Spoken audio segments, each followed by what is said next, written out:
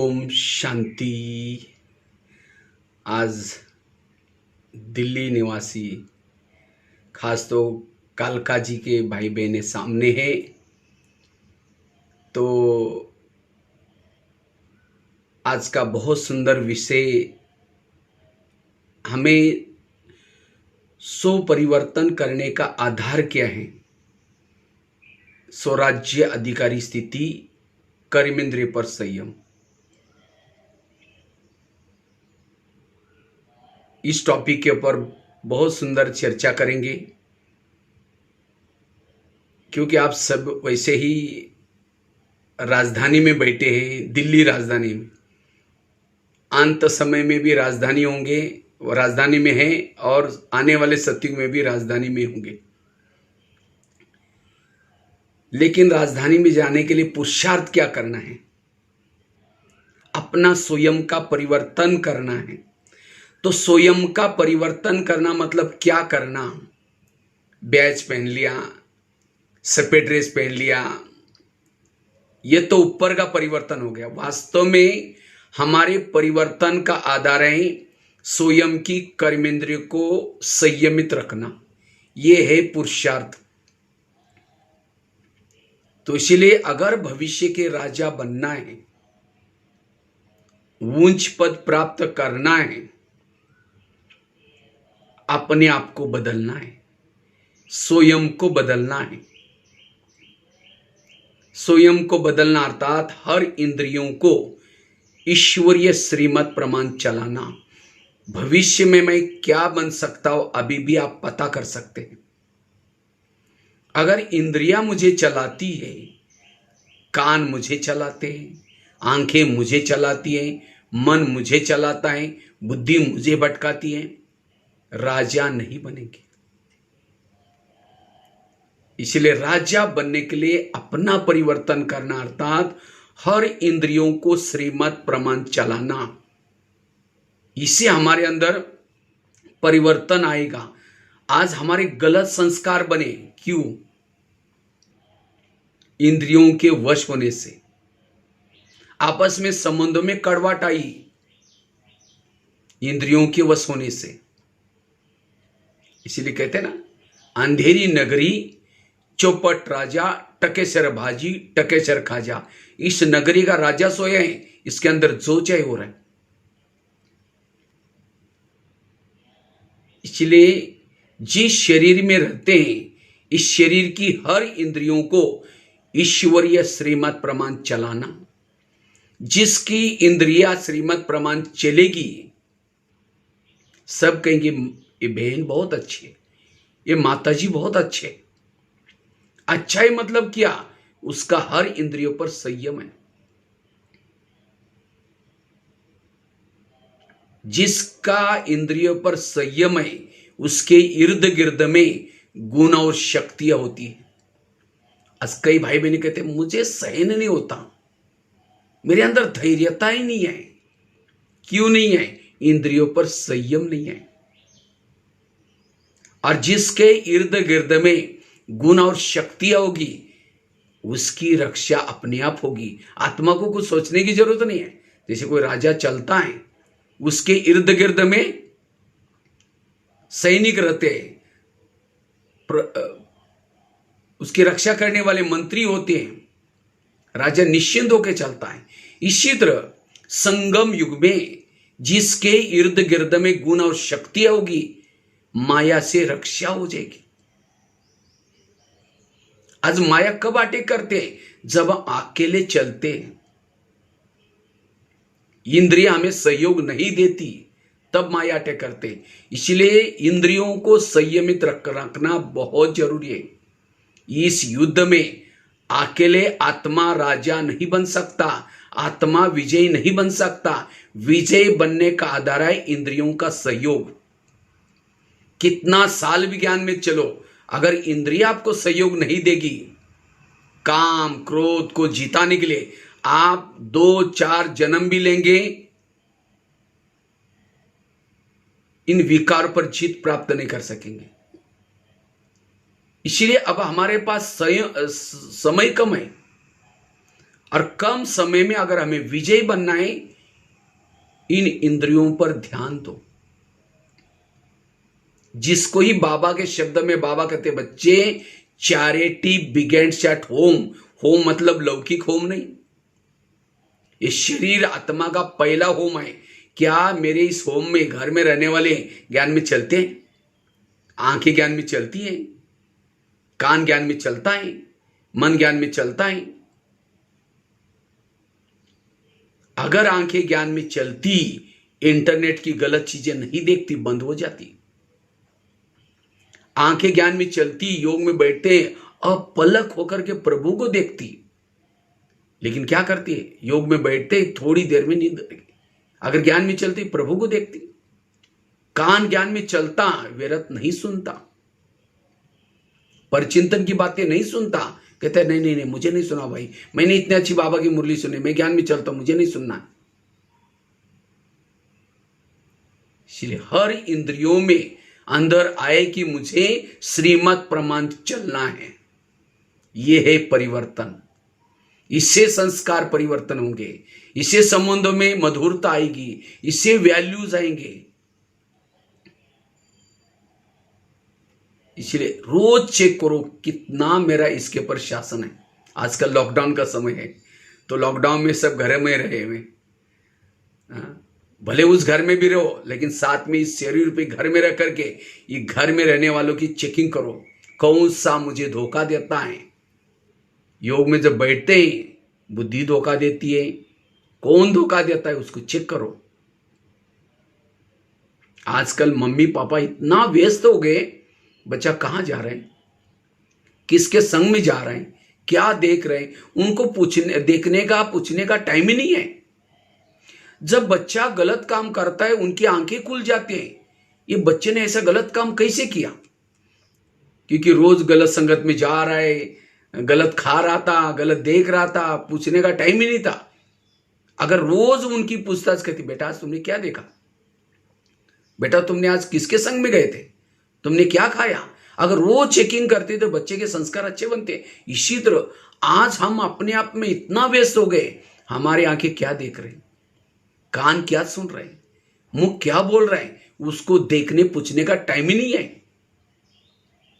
इसीलिए आज हमारे जीवन के प्रॉब्लम कोई व्यक्ति नहीं है, कोई परिस्थिति नहीं है, ये स्वयं की इंद्रिय ही हमारे जीवन के प्रॉब्लम्स है। इसलिए ब्रह्मा बाबा ने रोज अपने इंद्रियों का दरबार लगाया, एक एक इंद्रियों की पूछताछ की। बाबा ने हमें कोई नया पुरुषार्थ नहीं करना, जो हमारे मम्मा ने किया था, जो हमारे बाबा ने किया था, वही फॉलो फादर करना है। सेवा में इतने व्यस्त हो गए, अपने लौकिक काम में इतने व्यस्त हो गए, घर में क्या हो रहा है यही पता नहीं है। इसलिए ये है सच्चा पुरुषार्थ, इससे परिवर्तन आएगा, मायाजीत बनेंगे।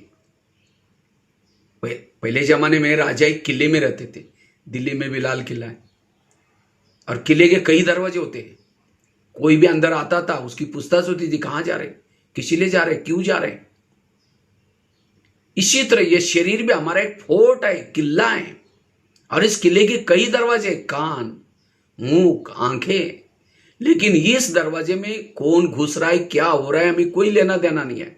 और इसलिए आत्मा राजे की हालत गंभीर है। तो कान ने गलत सुना, पूछो हे कान क्या मेरे योग्य था, ये तुमने क्यों सुना, हे आंखें तुमने ये क्यों देखा, उसकी रोज पूछताछ करना।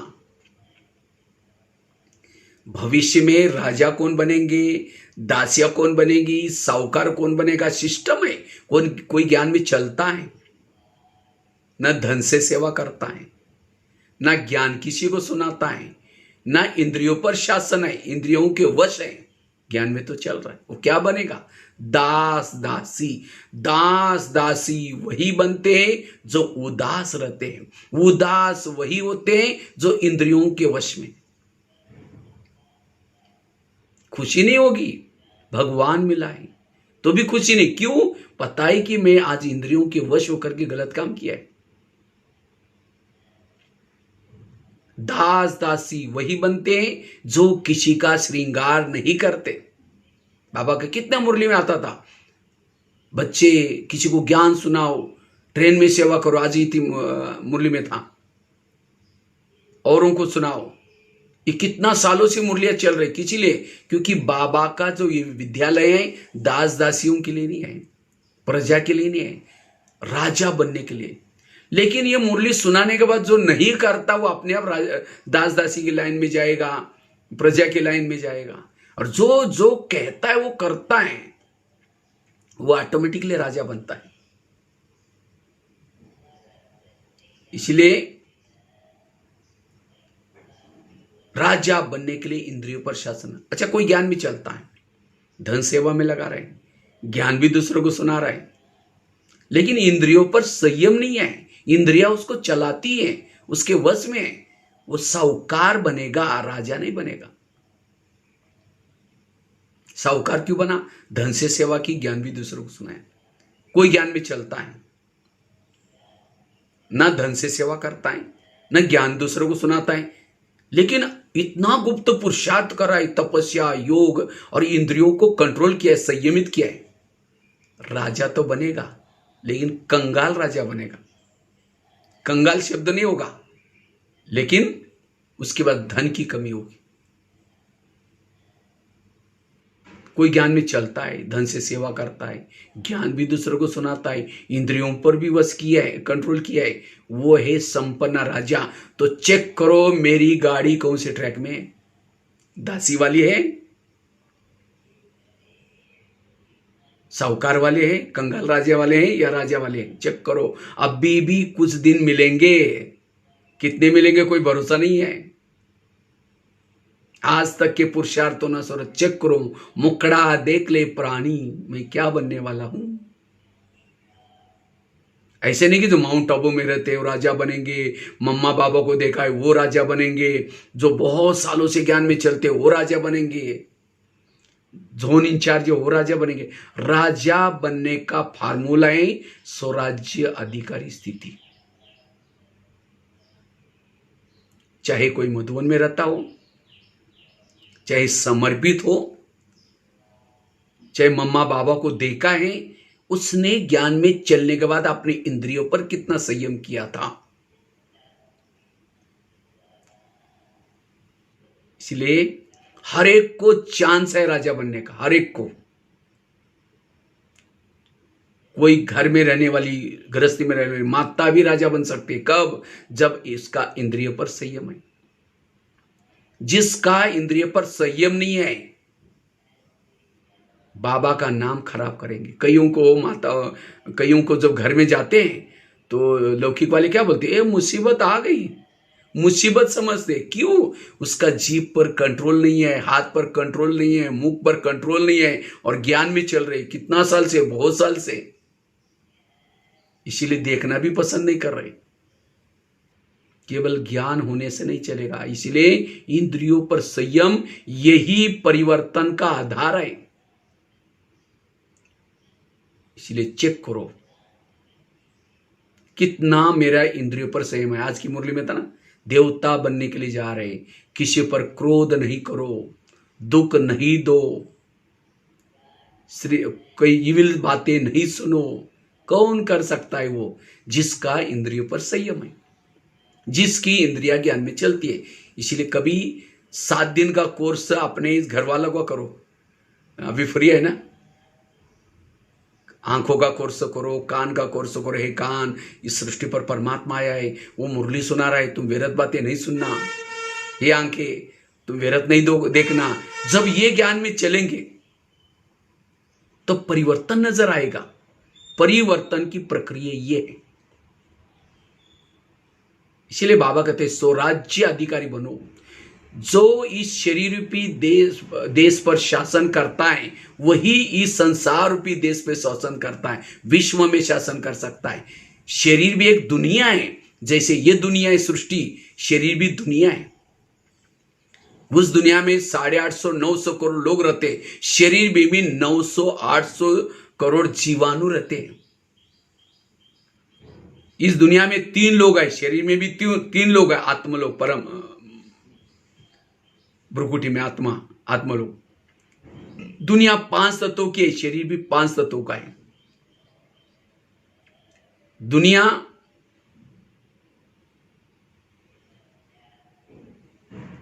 वो इस दुनिया पर जो शासन करता है, इसीलिए बाबा कहते हैं अपने ऊपर शासन करो। अनुशासन, आत्मा का शासन जब बॉडी पर होता है, वही दूसरों पर शासन कर सकता है, राजा बन सकता है। हमें दूसरे पर शासन नहीं करना है, ऑर्डर पर नहीं चलाना, लेकिन अपने इंद्रियों पर ऑर्डर चलानी है। कई माताएं कहती मेरे बच्चे आजकल सुनते ही नहीं है। क्या आपकी इंद्रियां सुनती है आपका? जब आपके घर के नहीं सुन रहे और कौन सुनेगा? मेरे बच्चे सुने, प्रकृति सुने, सब सुने, उसके लिए मेरा इंद्रियों पर संयम चाहिए। यह है पुरुषार्थ। इसलिए अपनी चेकिंग, स्वयं की चेकिंग, यह है सो परिवर्तन का आधार। इससे विश्व बदलेगा। जिसका स्वयं पर शासन है, उसके वाणी में बल है, कर्मों में बल है, दृष्टि में बल है। इसलिए अनुशासन करने की जरूरत है। नौका पानी के ऊपर चलेगी, पार कराएगी। नौका के अंदर अगर पानी आएगा, डुबा देगी। जो इंद्रियों को चलाता वो पार हो जाता है, जिसको इंद्रियां चलाते वो डूब जाता है। भारत में अंग्रेज आए थे। क्यों आए थे? क्योंकि भारत में नवाबों का शासन था। बंगाल का नवाब, बिहार का नवाब, सूरत का नवाब। अंग्रेज आए, उन नवाबों के साथ दोस्ती की, और दोस्ती करते करते दिल्ली के ऊपर अटैक किया, राजधानी के ऊपर। पूरा भारत गुलाम बन गया। उसके बाद वैसा ये शरीर भी हमारा एक इंडिया है, और इस इंडिया की राजधानी भ्रुकुटी में आत्मा राजा निवास करता है। और इस शरीर भी इंडिया में कई नवाब है, कान, मुख, आंख, मन, बुद्धि। तो माया रूपी अंग्रेज आता है, काम, क्रोध, तो क्या करता है? इन नवाबों के साथ दोस्ती करता है। कान के साथ दोस्ती की, मुख के साथ की, आंखों के साथ की, मन के साथ की, बुद्धि के साथ की, आत्मा के ऊपर अटैक किया। और इसीलिए आज हमारा यह शरीर रूपी देश गुलाम है। अगर संगम के अंत तक मैंने इस शरीर रूपी देश को स्वतंत्र नहीं बनाया, ज्ञान में चल रहा हूं, मैं कोई भी जन्म में राजा नहीं बन सकता। इसलिए अब भी हमारा पुरुषार्थ और कुछ नहीं, इस गुलामी से स्वतंत्र बनाना। भारत को गुलामी से स्वतंत्र बनाने के लिए क्या किया, वही नीति यहां भी अपनाओ। क्या किया था उन्होंने? जगह जगह पर सभा लगाई, जालियनवाला बाग याद है पंजाब में। भारत के नेताएं कुछ जनता को जागृत करने के लिए सभा लगाई थी, लेकिन अंग्रेज लोगों ने एक ही दरवाजा था, कहते वो बगीचे को, और वहां गोलियां झाड़ना शुरू किया। काफी सारे लोग कुएं में, एक कुआं था बीच में, उसमें गिर गए डर के। और उनके अंदर स्वतंत्रता के लिए आए कि अंग्रेज हमारी अच्छाई के लिए नहीं आए, हमें तंग करने के लिए आए। नमक का सत्याग्रह बनाया, अखबार निकाले, त्योहार चालू किया। मुझे लगता है गणपति का त्योहार तब से चालू हुआ, ताकि त्योहार के निमित्त जनता इकट्ठी हो जाए और अपने रीजनल लैंग्वेज में वो अंग्रेजों के प्रति क्रांतिकारी कार्य करे। नारा बनाया, कौन सा? वंदे मातरम। और उनको तो अंग्रेज लोगों को हिंदी नहीं आती थी, तो ये नारा बोलने नहीं देते वंदे मातरम। उनको लगता है कि हमको कह रहे बांधो और मारो। जनता को जागृत किया, सारी जनता जागृत की। अंग्रेजों go back, Simon go back. तब भारत से अंग्रेज लोगों को छोड़ के चले गए, भारत स्वतंत्र बन गया। इसी तरह शरीर भी इंडिया है, माया से स्वतंत्र बनाना है। हमें रोज इन इंद्रियों का दरबार लगाना है और हर इंद्रियों को समझाना है, हे आंखें, जो इंटरनेट की तुम गलत चीजें देख रहे हो, इससे मेरा घाटा हो रहा है। तुम ये क्यों देखते हो? हे कान, तुम परचिंतन की बातें, झगमी बातें क्यों सुनते हो?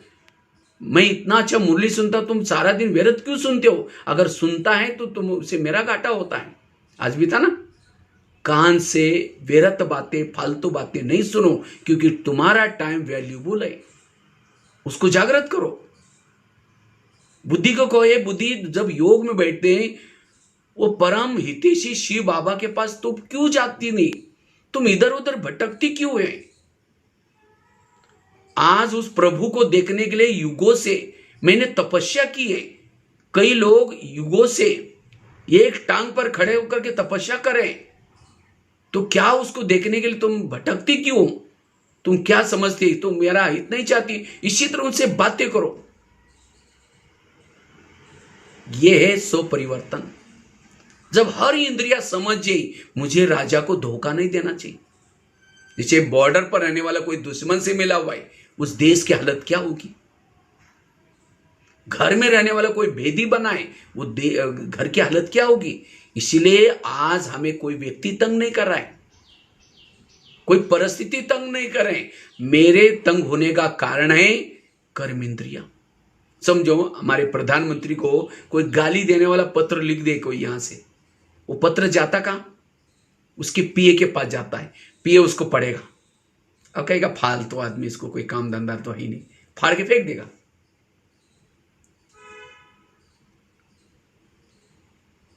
तो इसी तरह हमें कोई गाली देता है, अपमान करता है, वो कहां जाता है? हमारा पीए कौन है? कान। तो कान क्या करता? फटाफट आत्मा को बता देता है, देखो उन्होंने हमको गाली दी, गाली दी, गाली दी। वो आवाज करता है तो तुरंत मन में गया, बुद्धि में गया, सॉरी कर्मेंद्र में हलचल आ गई। अगर सचमुच वो हितैषी होता कि यार छोड़ो ना, वो अंदर पहुंचता ही नहीं, सुनता ही नहीं वो बातें, तो हलचल नहीं होती। इसलिए और कोई मुरली की बातें सुनी है, उसको क्या करता है? पहुंचाता नहीं, आज बाबा ने ऐसा बोला है, आज बाबा ने ये बोला है, बाबा ने आज ऐसा बोला है, वो नहीं बोलता, उसको तो निकाल देता है। इसका मतलब कान आत्मा के हितैषी नहीं है। इसलिए उनसे बातें करो, इनको सहयोगी बनाओ। कृष्ण जब रथ में बैठता है, पहले घोड़ों को प्यार करता है, थपथपाता है। क्यों? अगर घोड़ों को प्यार नहीं करेगा, वही घोड़े दुर्योधन के सामने गिर जाएंगे, पराजय हो जाएगी। इसी तरह हमें भी इन इंद्रियों को प्यार करना है। जब अमृत वाला योग किया, नहाते धोते उस समय प्यार करो इनसे। हे कान, तुम बहुत अच्छे हो, मुझे कान तो बहुत मिले, लेकिन तुम्हारे जैसे भाग्यशाली नहीं मिले। तुम्हारे द्वारा मैं ईश्वरी महावाक्य सुनता हूं, तुम्हारा बहुत बहुत थैंक्स। लेकिन कभी कभी तो व्यर्थ बातें सुनते हो। आज तुम ऐसा काम नहीं करना जिससे मेरा सिर झुके। ये आंखें, तुम्हें व्यर्थ नहीं देखना, तुम तो बहुत अच्छे हो। प्यार करो अपने इंद्रियों से। ये है राजाओं की निशानी। मुझे याद आए, मधुबन में दादी प्रकाशमणि जी रहती थी। माना महान आत्माओं की निशानी होती है। अपने साथियों को बहुत प्यार करते हैं, उतना उनके अंदर जागृति आती है, उतना वो अपना समझ करके काम करते हैं। जब भी दादी कहीं बाहर जाती थी तो निवासी वालों को सबको बुला करके कहते, देखो मैं बाहर जा रही हूं, तुम लोग ध्यान रखना, तुम लोग ये करना। ऐसी ऐसी जवाबदारी देके जाती थी, प्यार करती थी। तब सबको लगता था नहीं है, मधुबन अपना है, दादी ने ऐसा वाला अपने लिए बोला है। इसी तरह हमें भी आज हमारी इंद्रिया हमें कितना सहयोग दे रहे, लेकिन कभी क्या हम उनसे प्यार कर रहे? हम रोज फोन से लंदन बात कर रहे हैं, अमेरिका बात कर रहे हैं, व्यक्ति चंद्रमा पर गया, लेकिन आज इंद्रियों से बातें नहीं कर रहे। इसीलिए इंद्रियों को लगता रहे मैं इतना मेहनत करता हूं, तभी ये मेरा राजा तो मुझे पूछता ही नहीं, ठीक है हम उसको धोखा देंगे। इसीलिए ब्रह्मा बाबा ने ये पुरुषार्थ किया, इसी पुरुषार्थ से बाबा नारायण बने। ये है परिवर्तन का आधार, ये है सबके प्यारे बनने का आधार। लेकिन आज हमारा इसके तरफ ध्यान नहीं है। तो दिल्ली वालों को अगर राजा बनना है, ये पुरुषार्थ करते आप सभी? अगर हाथ खड़ा करेंगे, मैं पूछूंगा राजा किसको किसको बनना है, लगभग सभी हाथ खड़ेंगे, मुझे भी बनना है। सबके हाथ खड़ा हो रहे, मैं यहां से बुद्धि के द्वारा देख रहा हूं। लेकिन फिर चेक करो, मन को कहे मन तुम थोड़ा परमधाम में जाना, ऑर्डर किए 1 घंटा जाना है परमधाम में बाबा को या बाबा के पास, लेकिन मन को भेजा परमधाम में, वो गया कहीं मार्केट में, आपकी सुनी नहीं। मन को कहा तुम योग लगाओ, कहीं व्यर्थ में चला जाता है। इसका मतलब मन ने आपकी सुना ही नहीं, रिगार्ड नहीं दिया आपको। इसलिए हर इंद्रिया राजा के प्रति रिगार्ड दे। इसलिए पुरुष तो हम कैसे दरबार लगाए? होता क्या है, आत्मा राजा कहता है माया गो ब्या, कान कहता और क्या हुआ, कोई बात नहीं, इधर से आ जाओ, मेरे तरफ से आ जाओ। वास्को डी गामा गोवा से आया और वहां के लोगों ने क्या बोला, अतिथि देवो भव, आया सबको लूट लिया। इसी तरह आज कान क्या करता, अतिथि देवो भव करके इंटरनेट की घंटों तक चीजें देखता है और वही चीजें अंदर जब घुसते हैं कितना हमारा घाटा करती है। इसलिए इन विकारों को अतिथि देवो भव नहीं बोलना है। हर इंद्रियों के अंदर उसे नफरत आए तब माया चिद बन सकते हैं। तो इंद्रियों का दरबार हम कैसे लगाए? अमृत वेला जब योग करते हैं, योग के बाद क्या करो, 5 मिनट, 4:45 से लेकर के 5 मिनट के लिए अपनी इंद्रियों से बातें करो। कैसे करनी है? जब अमृत वेला करके, शिव बाबा हमारा परम हितैषी दोस्त है, वो दोस्त ने देखा कि ये तो इतना अच्छा राजा था, इसको क्या हुआ, इसीलिए दोस्त बन करके आपको सहयोगी बना हुआ है, आपको राजा ही देने के लिए। और वो रोज कहता है मेरे पास तुम अमृत वेला आओ, मैं तुमको ताकत दूंगा और कैसे राजा बना उसकी ट्रेनिंग दूंगा। तो रोज अमृत वेला जाकर के परमात्मा से शक्ति लेकर के आना है, ट्रेनिंग लेके आना है और आ करके फिर अपने इस शरीर रूपी देश में सब इंद्रियों से थोड़ी बातें करो। जैसे राजा क्या करता है, वो दुश्मन से बचने के लिए प्लानिंग बनाता है, आज दुश्मन से बचने के लिए तुम्हारी ड्यूटी क्या है, तुम्हारी ड्यूटी क्या है, सबको बातचीत करता है, अकेला लड़ता नहीं। इसी तरह हमें भी इस शरीर में आकर के क्या करना है, इंद्रियों से बातें करनी। सबसे पहले बात करो, सबसे आते ही गुड मॉर्निंग बोलो और सबको कहो कि चलो इमरजेंसी मीटिंग आ गई है सवेरे मॉर्निंग की। सबसे पहले कान से बात करो, हे कान तुम मेरे इस राज्य के शान हो, अगर तुम ना होते मैं ईश्वरी महावाक्य कैसे सुनता, और मेरा तो तुम्हारे पर बहुत विश्वास है, इसीलिए मैंने तुमको बॉर्डर पर रखा है। लेकिन हे कान तुम मेरा खाते हो, मेरे राजाई में रहते हो और तुम मुझे धोखा देते हो। मुझे तो पता नहीं था, आज सवेरे मैं मेरे परम हितैषी शिव बाबा के पास, दोस्त के पास गया था, तो शिव बाबा ने तुम्हारे लिए कुछ इशारे भेजे और शिव बाबा मेरा निस्वार्थी दोस्त है, बिल्कुल मेरी सदगति चाहता है, उन्नति चाहता है, तो वो ऐसा वैसा इशारा नहीं दे सकता। इसीलिए हे कान मुझे तो पता नहीं था, तुम मेरा खाते और मुझे अंदर से धोखा दे रहे। क्योंकि कान जिंदा क्यों है? कान आत्मा ने कमाया हुआ खून सप्लाई होता है, वो उसको खाता है, उसके इसीलिए जीवन। कान थोड़ा यहां होता है, इधर जिंदा रहता, तो खाता है आत्मा को और धोखा दे रहा आत्मा को। इसीलिए कान आज तक जो हुआ कोई बात नहीं, लेकिन आज फिर रात को सोने के पहले 10 बजे मैं दरबार लगाने वाला हूं। इस सवेरे दरबार की बात चल रही, मैं रात को फिर सोने के पहले दरबार लगाने वाला हूं। अगर सारा दिन में तुमने कुछ बेरस सुना, मैं तुमको सजा दूंगा। और ये भी नहीं समझना कि मुझे कुछ पता ही नहीं चलता, क्योंकि आजकल मैंने इस शरीर रूपी किले के चारों तरफ से सीसी कैमरे का प्रबंध किया। आजकल होता है ना, ऑफिस में कई जगह पर सीसी कैमरे लगाते ताकि कौन आया कौन गया सब पता चलता है। अगर तुमने कुछ बेरस सुना, मैं सजा दूंगा। आगे चलो आंखों के पास। हे आंखें, मुझे 84 जन्म में बहुत सारे आंखें मिली, लेकिन तुम्हारे जैसे भाग्यशाली आंखें कोई नहीं मिली, क्योंकि मैंने तुम्हारे द्वारा उस परम हितैषी शिव बाबा को, सत्यम शिवम सुंदरम को घंटों तक देखा है। माउंट आबू में आए होंगे कई भाई बहने, बाबा को इस साकार दुनिया में सम्मुख देखा है, खाते हुए देखा है, बोलते हुए देखा है, चलते हुए झंडा लहराने के लिए चल करके बाबा जाते थे, चलते हुए प्रभु को देखा भाई, मुस्कुराते हुए देखा है।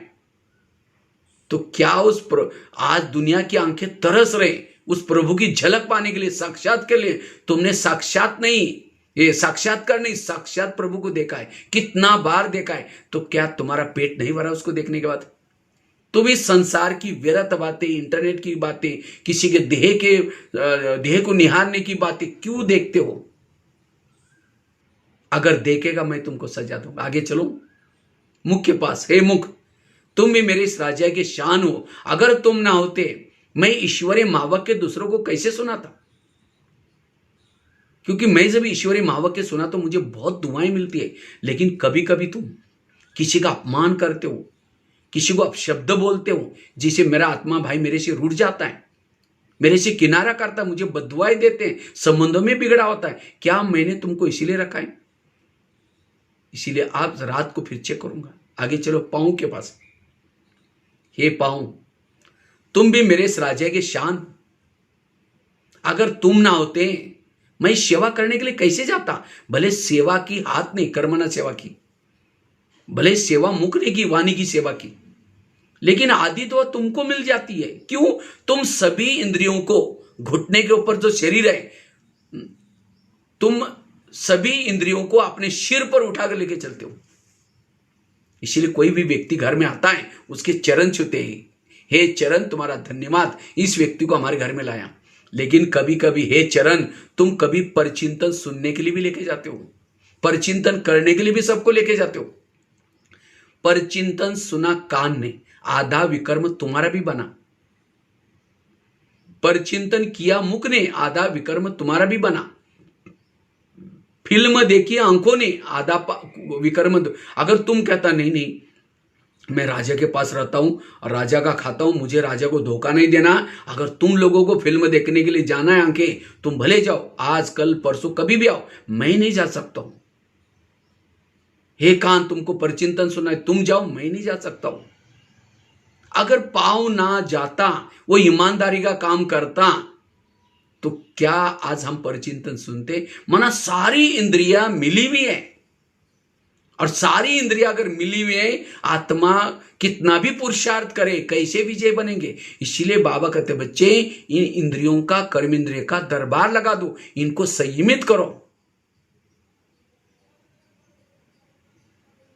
सबसे ज्यादा गलतियां तो हमारे में हो रहे हैं। कई कहते सत्युग कब आएगा? अब कितना साल बाकी है? सत्युग का गायन क्या है? एक धर्म, एक राज्य, एक भाषा, एक कुल। तो क्या मेरे अंदर एक धर्म धारणा है?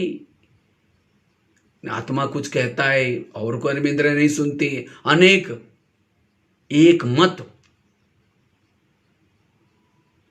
तो इसलिए पहले सत्युग अपने में बनाना है, और तब बाहर सत्युग आएगा।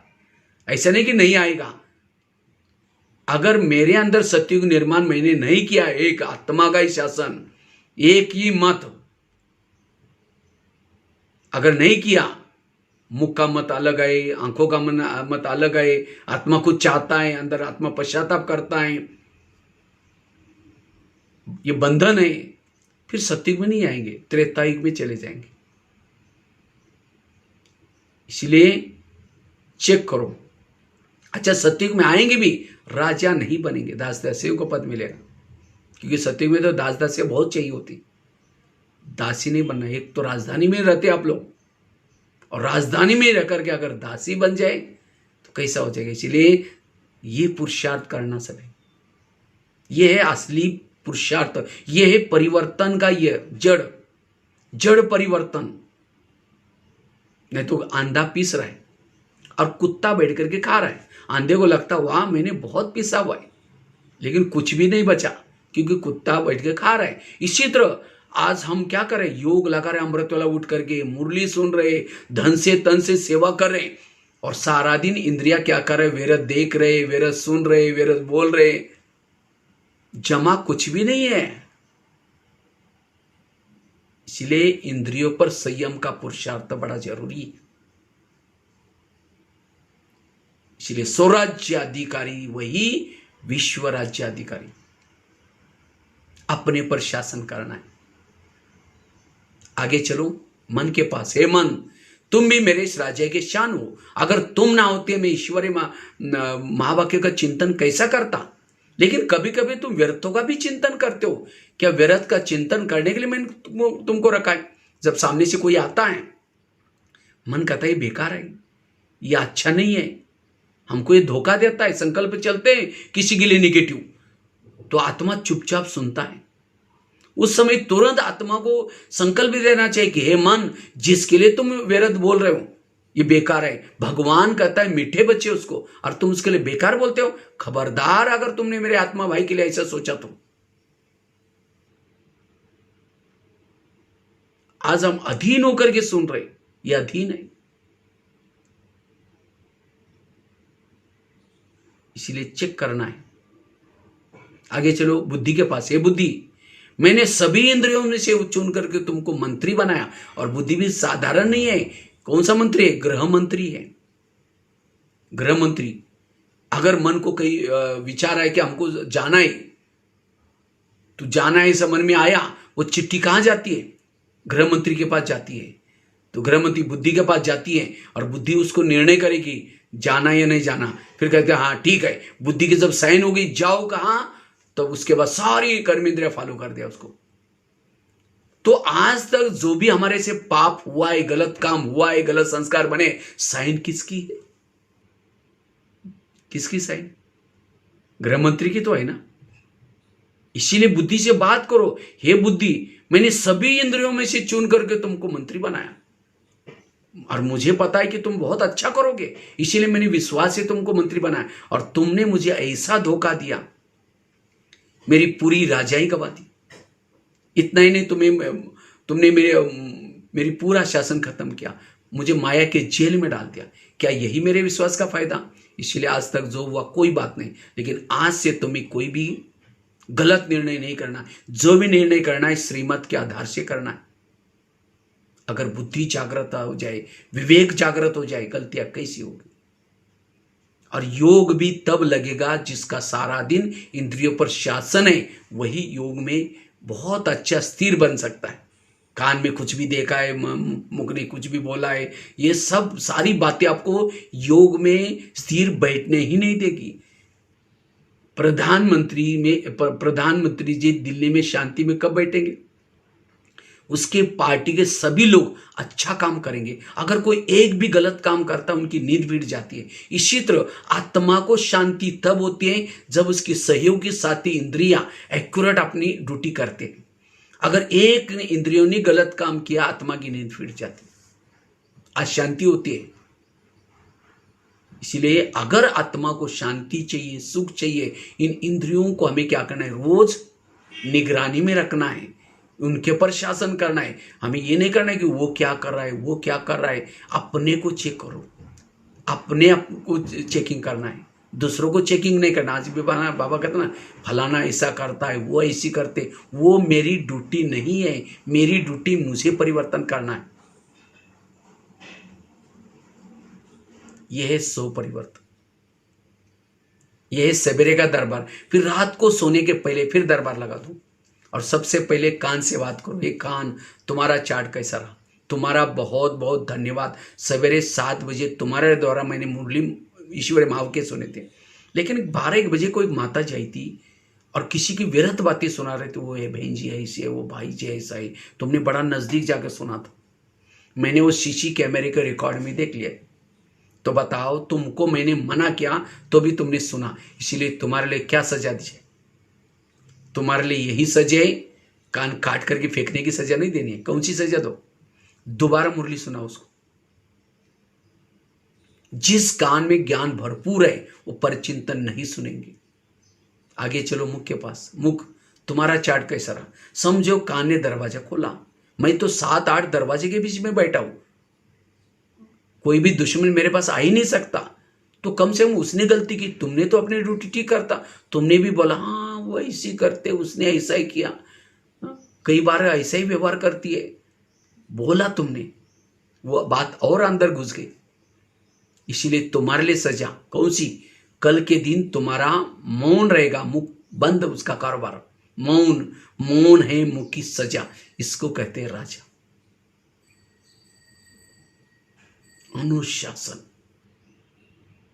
और जिसका अपने इंद्रियों पर शासन है, उसके पास सहन शक्ति आएगी। सहन शक्ति क्यों नहीं है? कि इंद्रियों पर शासन नहीं है। राजाओं की निशानी होती है। राजाओं की क्या निशानी है? राजा की पहली निशानी है राजा जिस शहर में रहता है सब लोग उसका कहना मानते हैं। अगर राजा का कहना कोई नहीं मानता, राजा उसको फांसी देता है। तो इस शरीर में हम रहते हैं, क्या सभी मेरा कहना मानते हैं? अच्छा, नहीं मानते, कोई गलती करता है, क्या उसको सजा शिक्षा देते हैं? अधीन रहने वाला कभी अधिकारी नहीं बन सकता। इसीलिए अनुशासन, यह है परिवर्तन का मूल मंत्र, यह है स्व परिवर्तन।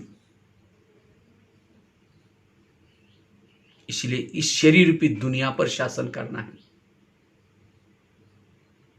दूसरा, राजे की निशानी, राजा दानी होता है। राजा के घर से कोई खाली नहीं जाता। तो आप लोगों ने राजा बनने के लिए हाथ खड़ा किया था, मैंने यहां से बुद्धि रूपी नेत्र से देखा था। लेकिन इतना दान करते हैं? करते हैं दान।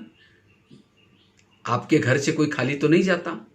अब ये समझो, कालका जी से करोल बाग आ रहे बस में, और बाजू में कोई बैठा, एक शब्द भी नहीं सुनाया, कंजूस राजा। कई पड़ोसनी है, रोज घंटी बजा करके कहते हैं देवी आओ दर्शन दो, लेकिन देवी बाजू में रहते, एक शब्द भी नहीं कभी सुनाया उसको। कंजूस है। अगर ऐसी नहीं सुनती, मन से दो, हे वो मीठे बाबा, इस आत्मा का कल्याण करना। ये रोज आपकी भक्ति कर रहे हैं, वो आपको ढूंढ रहे हैं। बस इतने शब्द छोड़ो, रोज 5 शब्द संकल्प छोड़ो। ये भी दान है। मनसा से दान करो, वाचा से दान करो। दान, जो दान करता है वो देवता है। आज बाबा ने कहा आप देवता बनने जा रहे हैं। देवता वही है जो देता है। वो रिगार्ड दे तो मैं दूं, नहीं मुझे देना है, मुझे देना है, देते रहना है। जो देता है वो देवता है। इसलिए ऐसा आता है देवी का, ऐसा नहीं है, लेवता नहीं है, देवता बनना है। इसलिए देने के संस्कार।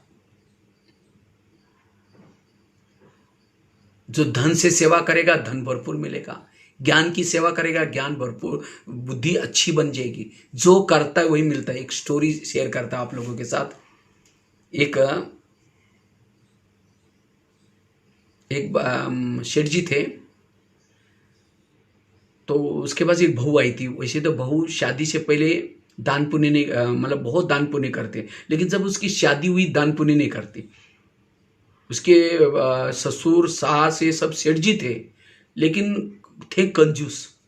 बहुत बड़ा महल में, बड़ा मकान में रहते थे, बड़ा महल जैसा था, लेकिन कंजूस थे। तो एक दिन सास ससुर बहू इस पति सब महल के बाहर बैठे थे। इतने में एक सन्यासी आया, कहते मुझे थोड़ी भिक्षा चाहिए। बहू कहते मैं खुद बासी खाती और भूखी सोती, तुमको कहां से? तो सास को तो बड़ा गुस्सा, ये क्या बोल रहे, लेकिन ससुर वो भिखारी था इसीलिए कुछ नहीं बोला। तो दोबारा कहा कि मुझे थोड़ी भिक्षा दी। तो कहते सुना नहीं तुमने, मैं खुद बासी खाती और भूखी सोती, तुमको कहां से? तो सन्यासी चला गया भिखारी। तो सास उठी, बहू को 2 थप्पड़ लगा दी, कहा कि तुमने तो मेरा नाम बदनाम किया, मैंने तुमको कब भूखा सुलाया बासी खिलाया? फिर के दोबारा कहते मैं रोज बासी खाती हूँ। आज मेरी शादी शेठ जी के घर में हुई है, ये तो मेरे पिछले कोई पुण्य कर्मों का फल था, इसीलिए मैं मेरी शेठ जी यहाँ हुई। इसीलिए मैंने कहा मैं बासी खाती हूँ, पिछले जन्म का खा रही, और भूखी सोती अर्थात अगले जन्म के लिए आप मुझे कुछ करने नहीं दे रहे, इसीलिए मैंने कहा मैं भूखी सोती हूँ। उसको लगा बात तो सही है। कहते ठीक है, जो घोड़े के लिए चने पीछे उसको दिया करो। उसको लगता है चने दूंगी, फिर रोज देते, उसको लगता है अक्ल तो आ गई सास को दान पुण्य करने की। लेकिन एक दिन उसके मन में आता है, अगर मैं चने दूंगी अगले जन्म में मुझे चने की चने बोरी की बिर मिलेगी, चने खा के मैं क्या करूंगी? फिर कहते हैं अच्छा जो चाहिए दे दो। इसी तरह कई हम बासी खा करके भूखा तो नहीं सो रहे। आज इतनी पालना मिल रही, देखो इंटरनेट के द्वारा भी कितना ज्ञान आपको मिल रहा है। एक गीत है ना, बूंद के लिए प्यासे थे और सागर ही हमको मिल गया। ये कौन से कर्मों का फल है? 63 जन्मों में दर दर भटके थे, व्रत किया था, उपवास किया था, भक्ति की थी, उसका फल ये पालना मिल रहे। तो कौन सा खा रहे? पिछले जन्मों का खा रहे। अगर आज मैंने कुछ किया नहीं, धन से सेवा नहीं की, ज्ञान से नहीं की, अगले जन्म के लिए भूखे सोएंगे। इसीलिए कुछ ना कुछ जरूर करना है। धन से सेवा करो, तन से सेवा करो, जिसके पास तन है तन से सेवा करो, गाड़ी है गाड़ी से सेवा करो। जो जो चीज सेवा में लगाएगा उसको ही मिलेगा आगे चल करके। आपका कोई स्वीकार भी नहीं करेगा। अभी तो बाबा स्वीकार कर रहे हैं, आगे चल करके मुझे लगता है सेंटर के सामने बोर्ड लगेगा, कृपया यहाँ कोई भी धन की सेवा, कोई प्लाट वगैरह नहीं चाहिए, क्योंकि बाबा को देना भी तो पड़ेगा ना। एक बार की बात है, जब मैं 500,000 की नोट बंद हो गई थी, तो उसी समय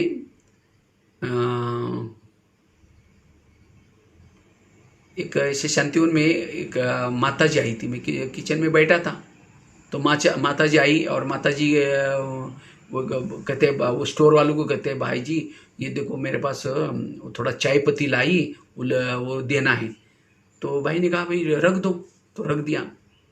तो फिर वो भाई ने क्या किया, जो चाय वाला बनाता है उसको बोल दिया, भाई तुम्हारे लिए चाय पत्ती का थोड़ा बॉक्स आया है, वो लेके जाओ। वो लेके गया, उसने खोल के देखा, तो देखा उसमें अंदर थोड़ा कुछ चाय पत्ती तो थी, तो 500 की 1000 की नोट भी थोड़े डाल दी थी उसके अंदर उसने। तो वो भाई आकर के वो भाई बोल रहा है, अरे भाई ये तो नोटा हम क्या करेंगे। तो उसने जा करके अनाउंसमेंट किया, भाई जिसकी भी ये है वो लेके जाओ। वो आई नहीं, तो क्या उसका सफल हो गया? वो भगवान को भी धोखा दे दिया।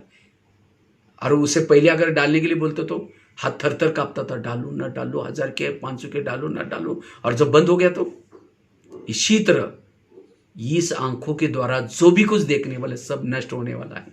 इसीलिए बाबा कहते बच्चे सफल करो, जो सफल करेगा उसका ही सफल होगा। नहीं तो किसका चोर लुटे, किसको आग जलाए, किसका दब जाए, किसको चोर खाए। इसीलिए जो करना है अब करना है, जो करता है उसको प्राप्त होता है। सेवा में लगाना मतलब बाबा के बैंक में रखना, और बैंक में रखने वाला कभी भी मिल जाता है।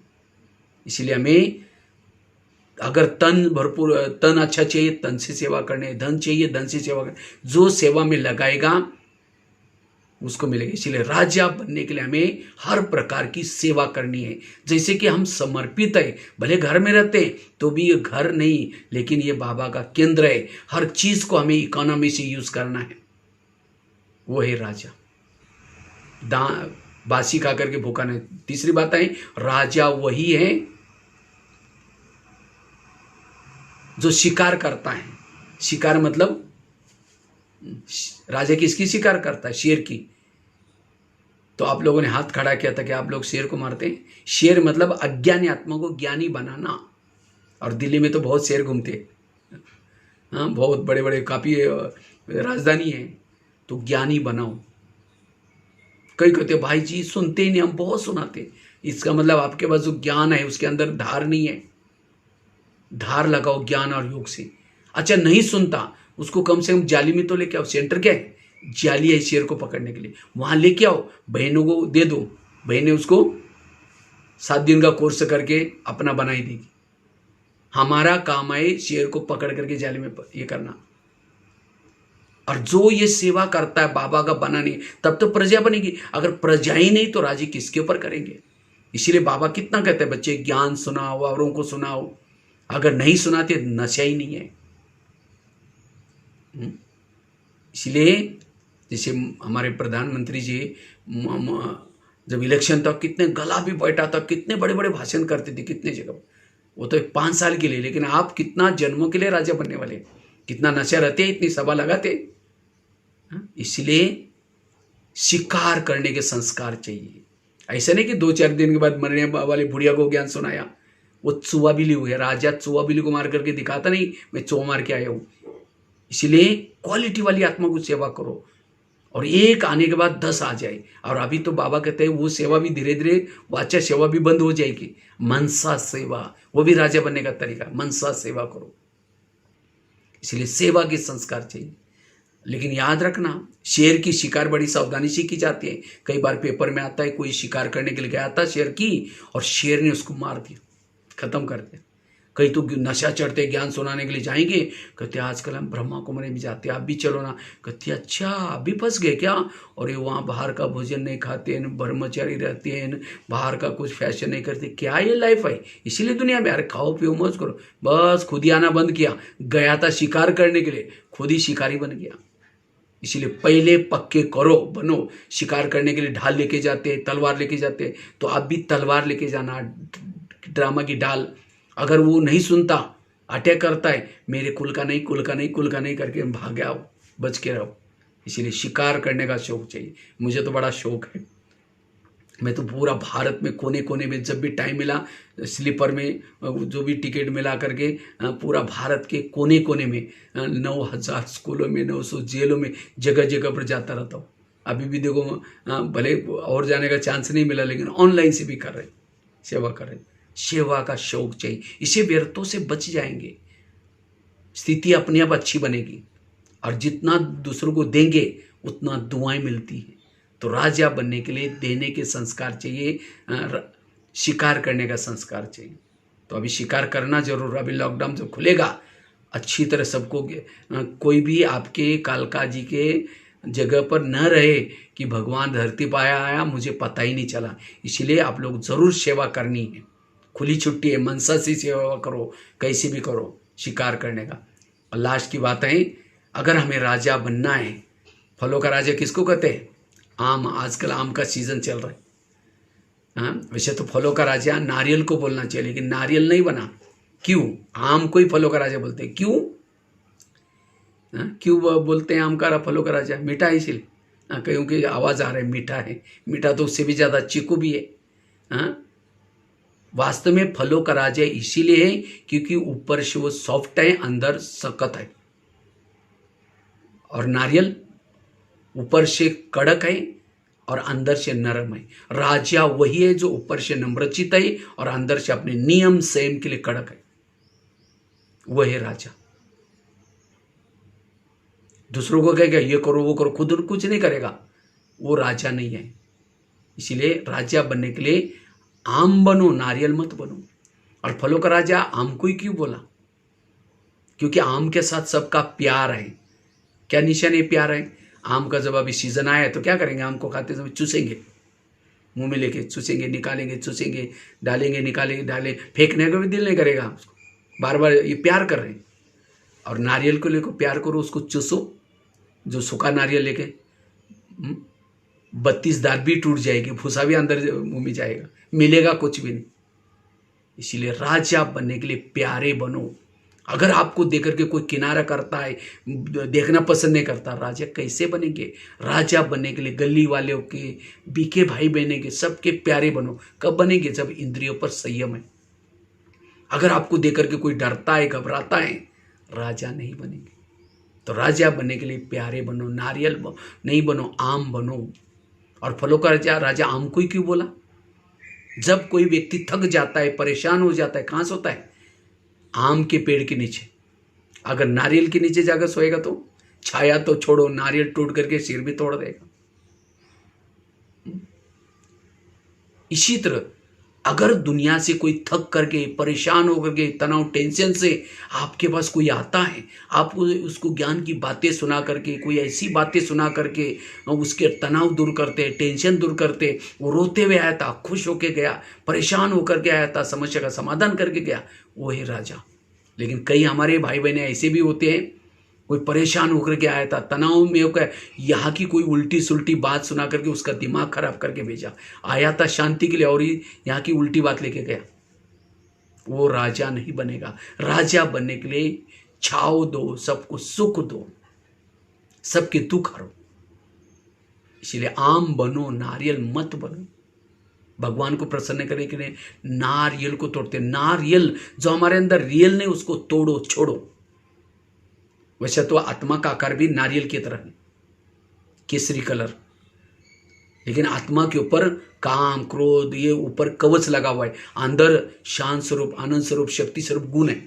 इसी तरह नारियल के अंदर पानी, खोपरा बहुत अच्छा होता है। अगर वो पिएंगे, कहते कई बीमारियां ठीक होती है उससे। साउथ में नारियल पीने की बहुत सिस्टम है, कोई बीमारी नहीं होती कहते।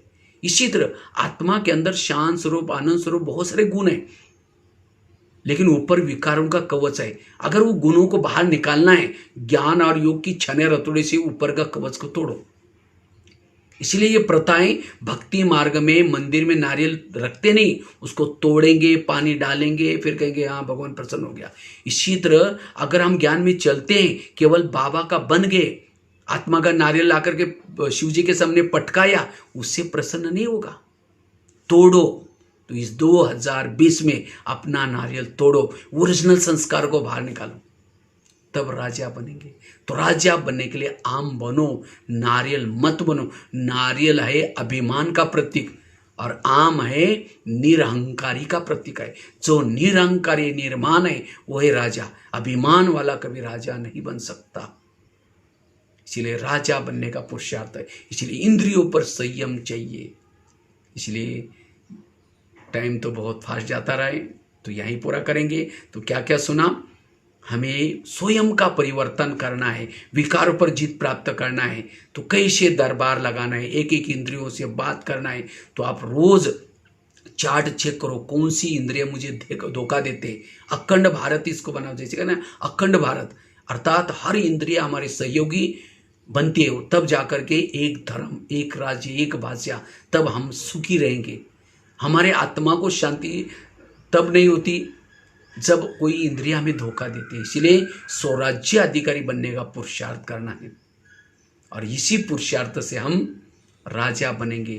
तो शिकार भी करेंगे, दान पुण्य का भी सेवा करेंगे। दान मतलब ये नहीं, अभी श्रीमत अनुसार सब कुछ करना है। इसीलिए बाबा कहते बच्चे सेवा भी करो, आम के संस्कार धारण करो, ठीक है। तो वैसे तो शायद एक बार शायद मुझे याद है, मैं जब दिल्ली में रहता था, या उस समय कालका जी एक बार आए थे दिल्ली में। जब था मैं दिल्ली में भी पांडव भवन में 10 साल तक रहा हूँ, दिल्ली पांडव भवन में। वैसे तो महाराष्ट्र से निकले थे ज्ञान में, 11 साल स्कूल भी नहीं गए थे। 11 साल के बाद स्कूल में गए, टीचर ने पहले दिन 5वीं कक्षा में बिठाया। रोज़ जब जाना शुरू किया, घर वालों ने मना किया, अपने पास पैसा नहीं। तो मैंने सोचा अब क्या करेंगे, तो मैं क्या करता था, रद्दी से पुरानी डायरी लाता था, पानी से धुलाई करके फिर लिखता था। तो एक दिन आया, उसी रद्दी में बाबा का किताब मिला, करस्पॉन्डेंट कोर्स किया, और उसके बाद 2 साल ऐसे ज्ञान में चले। 2 साल के बाद जब पढ़ाई के लिए दूसरे शहर में गए, तो वहाँ एक गीता पाठशाला मिली, रोज़ जाना शुरू किया। और 2-3 साल के बाद फिर मधुबन में आए, मधुबन में 2-3 साल रहे। उसके बाद दिल्ली में गए, और दिल्ली में पांडव भवन में फॉरेनर वहाँ बहुत आते थे, तो वहाँ किचन की सेवा करते थे। वो सेवा करते करते हिंदी भाषा सीखे, खाना बनाना सीखे। उसके साथ साथ वहाँ 10 साल तक तपस्या करके उसके बाद यहाँ आए, और यहाँ आप किचन की सेवा है, वो सेवा करते करते पूरा भारत में जाकर के स्कूलों में, जेल में सेवा करते रहते। तो कहाँ थे बाबा ने क्या से क्या बनाया, तो ये बाबा की कमाल है। बाबा ने तो मुझे लास्ट के जन्म में इतना अच्छा नाम भी दिया है। कहा मैं हिंदी भाषा नहीं जानता था कुछ, ये बाबा की कमाल है। तो बाबा कराता है, बाबा ये करता है, बाकी हम तो निमित्त हैं। तो ये खास यहाँ का एक भाई था डायमंड हॉल वाला, तो बोला कि भाई एक बार बीच में बुलाया तभी था, लेकिन उस समय मेरा तो प्रोग्राम पहले से फिक्स रहता है, तो उस समय मेले में लेकिन नहीं आ पाया। लेकिन एक दिन संकल्प चला, तो हमने कहा अभी आजकल साइंस के साधन है, उसे जरूर आएंगे। तो आज आपके पास आए और राजा बनने की ट्रेनिंग दी है 1 घंटे में, राजा कैसे बनाए जाए। तो आप लोग ज़रूर इसको फॉलो करेंगे, ज़रूर ये अभ्यास करेंगे। मैंने कोई ज्ञान नहीं सुनाया, लेकिन हमने ये जो प्रैक्टिकल अपने जीवन में जो किया है, वो बातों को कोशिश करके बताने की कोशिश की। तो आप लोग ज़रूर ये करेंगे। इसी के साथ साथ वहाँ एक भाई रहता है समर्पित, मैं उनका नाम भूल गया, बिल्कुल उनका शक्ल भी सामने आ रहा है। वो जब भी मुझे जब मधुबन में आते थे तो भी मिलते थे। पहले शायद वो पता नहीं कुछ वो काम करते थे, बाकी बहन को भी अच्छी तरह याद आता है, देखते हैं। बाकी कभी आएंगे, फिर बाद में वहाँ के स्कूलों में सेवा करेंगे, कालका जी में, फिर भट्टी भी करेंगे। तो आज तो केवल एक क्लास आपको सुनाए, ठीक है। इसी के साथ साथ बहुत बहुत धन्यवाद। ओम शांति, ओम शांति।